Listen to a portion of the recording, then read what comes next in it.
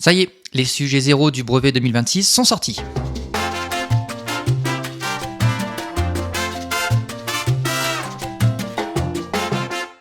Alors, qu'est-ce que c'est un sujet 0 ? En fait, c'est un énoncé qui permet de voir à quoi va ressembler le brevet 2026. Alors attention, ça ne veut pas dire que ce sera exactement ça.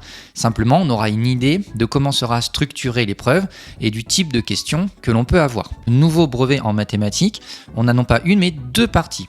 On a une première partie dédiée aux automatismes qui va durer 20 minutes. Et pendant ces 20 minutes, on va avoir des énoncés courts et pas de calculatrice. La deuxième partie, là par contre, on a des raisonnements et de la résolution de problèmes, ce qu'on avait l'habitude de voir jusqu'à présent. Cette épreuve-là, cette partie-là, ne dure pas 20 mais 1h40. C'est-à-dire qu'on va ramasser les copies de la partie 1 avant de pouvoir attaquer la partie 2. Là, cette fois, uniquement des mises en situation et la calculatrice est de nouveau autorisée.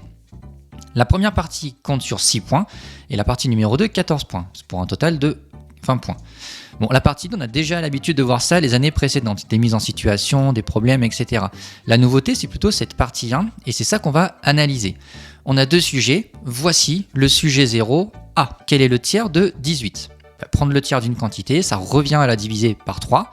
Donc on fait 18 divisé par 3, ce qui donne 6. Donc le tiers de 18, c'est 6. Question numéro 2. Un film dure 240 minutes. Quelle est sa durée en heures ?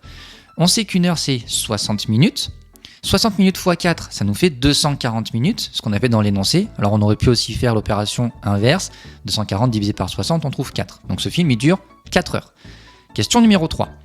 Les notes obtenues par un élève sont les suivantes. Et on se demande quelle est la médiane de cette série de notes. Donc première chose, pour déterminer une médiane, il faut ordonner dans l'ordre croissant toutes nos valeurs. On prend ensuite la valeur du milieu, autant de valeurs inférieures que de valeurs supérieures, et ici c'est 12. Donc la note médiane de cet élève, c'est 12. Question numéro 4.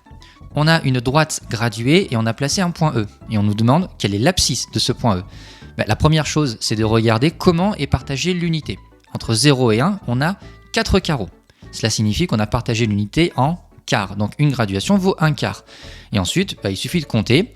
À partir du 1 quart, 2 quarts, 3 quarts, 4 quarts, alors on arrive à l'unité 1, 5 quarts, 6 quarts, et enfin 7 quarts. Donc l'abscisse du point E, c'est 7 quarts. Maintenant, question numéro 5 de ce sujet-là. On a un triangle qui nous est donné, on sait qu'il est rectangle, et on nous demande la mesure d'un de ces trois angles.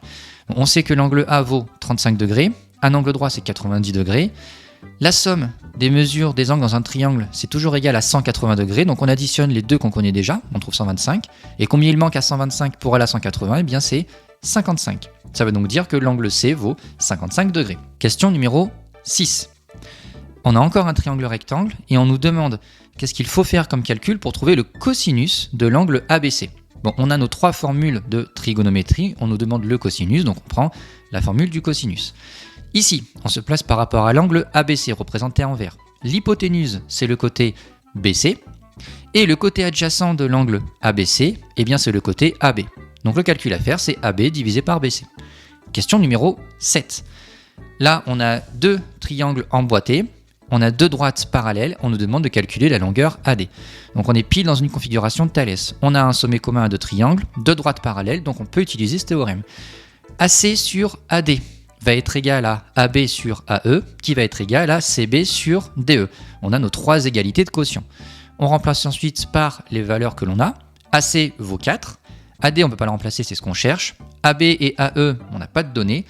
Et enfin, les deux dernières longueurs, c'est 2 et 7. Donc on utilise le premier et le dernier quotient. On va utiliser l'égalité du produit en croix. 4 multiplié par 7 divisé par 2. On commence par faire 4 fois 7, ça fait 28. Et 28 divisé par 2, la moitié de 28, c'est 14. Donc la longueur AD vaut 14. Et on s'aperçoit dans ces sujets-là, dans cette partie automatisme, on n'a vraiment que des calculs que l'on peut faire de tête, sans calculatrice. Question numéro 8. Dans un collège, on nous dit que 25% de 300 élèves vont participer à une olympiade. Et on se demande combien d'élèves ne participent pas à cette olympiade. Bon, prendre 25% d'une quantité, ça revient à la diviser par 4. Donc on va faire 300 divisé par 4, ça nous donne 75. Attention, on nous demande combien d'élèves ne participent pas à cette olympiade. Et 75, c'est ceux qui participent. Donc il faut les enlever aux 300, et ça nous donne 225. Donc on a 225 élèves qui ne participent pas à l'olympiade. Et enfin, question 9, dernière question, la partie algorithmique, Scratch.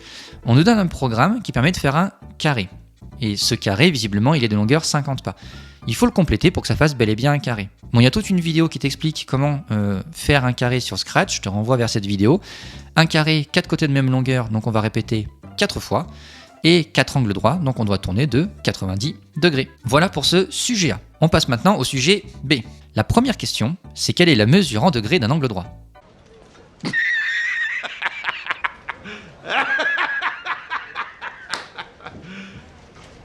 Un angle droit mesure 90 degrés. Question numéro 2. On a une série de 4 notes, et cette fois on ne veut pas la médiane, mais la moyenne. Alors pour calculer la moyenne d'une série, on doit additionner toutes les valeurs, ici ça fait 40, et on va diviser par le nombre de valeurs que l'on a. Ici on a 4 valeurs, donc on fait 40 divisé par 4, ça fait 10. Donc la moyenne de cette série c'est 10. Question numéro 3. Dans un collège de 800 élèves, 25% portent des lunettes. Ça fait combien d'élèves qui portent de lunettes? Toujours pareil, prendre 25% d'une quantité revient à la diviser par 4. 800 divisé par 4, ça fait 200, donc on a 200 élèves qui portent des lunettes. Question 4. On a un graphique qui nous donne l'évolution de température entre 8h et 16h. Et on se pose la question de combien la température a augmenté. À 8h, si on regarde, il faisait 15 degrés. À 16h, 30 degrés. La différence entre 15 et 30, c'est 15. Ça veut donc dire que la température a augmenté de 15 degrés. Question numéro 5. Une voiture roule à 90 km/h. Et on se demande combien de temps elle met pour faire 45 km. Bon, si elle roule à 90 km/h, ça veut dire qu'en 1 heure, elle fait 90 km. Autrement dit, en 60 minutes. Puisque 45, c'est la moitié de 90, elle mettra moitié moins de temps. Donc la moitié d'une heure, 30 minutes. Question 6. Donnez le périmètre du losange ABCD et représentez 6 contres. Bon, on nous donne une longueur, seulement la longueur AD. Mais on sait qu'un losange possède 4 côtés de même longueur. Donc en fait, on a 3 cm sur les 4 côtés du losange. 3 x 4, ça fait 12. Donc le périmètre de notre losange, c'est 12 cm. Question numéro 7. On a une équation, 4x moins 3 égale 20, et on nous demande le calcul qu'il faudrait effectuer pour la résoudre. Bon, déjà, les variables, enfin plutôt l'inconnu, est du côté gauche de l'égalité, donc on va le laisser, et tout ce qui n'est pas du bon côté, on va le supprimer. Et la première chose à enlever ici, c'est le moins 3. Pour enlever un moins 3, on fait l'opération contraire, c'est-à-dire plus 3. Donc dans le membre de droite, on va avoir 20 plus 3. Ça écarte déjà pas mal de réponses qu'on nous propose. Et ensuite, on a 4 fois x qui vaut 20 plus 3. Donc on va faire l'opération contraire, là aussi, le contraire de 4 fois, c'est divisé par 4.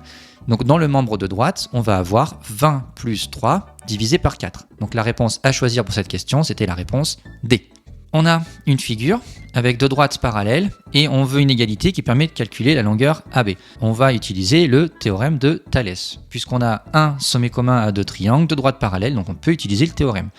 Premier quotient, BD sur BA est égal à BE sur BC est égal à DE sur AC. Comme tout à l'heure, on remplace par ce qu'on connaît. BD vaut 3, BA, c'est ce qu'on cherche. Ensuite, BE vaut 4,5, BC, on ne connaît pas. Et enfin, DE et AC, respectivement, c'est 4 et 6. Là encore, on n'a pas besoin du quotient du milieu pour faire notre égalité de produit en croix. On fait 3 fois 6 divisé par 4. Et là, on pourrait s'arrêter, puisqu'on nous demande une égalité qui permet de calculer AB. Donc 3 fois 6 divisé par 4 va bien nous donner le résultat de BA. On peut continuer, ça peut se faire.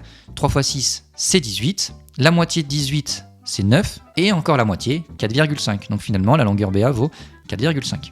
Question suivante. On a un algorithme et on a plusieurs étapes de calcul. Et on se demande, si je prends 1 comme nombre de départ, quel est le résultat que je vais obtenir? Donc on va essayer de zoomer un petit peu sur ce programme. On nous demande de choisir un nombre. Donc notre réponse ici c'est 1, d'après l'énoncé. Et ça va être affecté à variable. Donc variable vaut 1.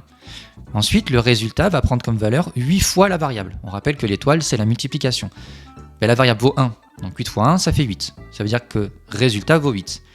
Ensuite, résultat, on va additionner avec 10. 8 plus 10, ça fait 18.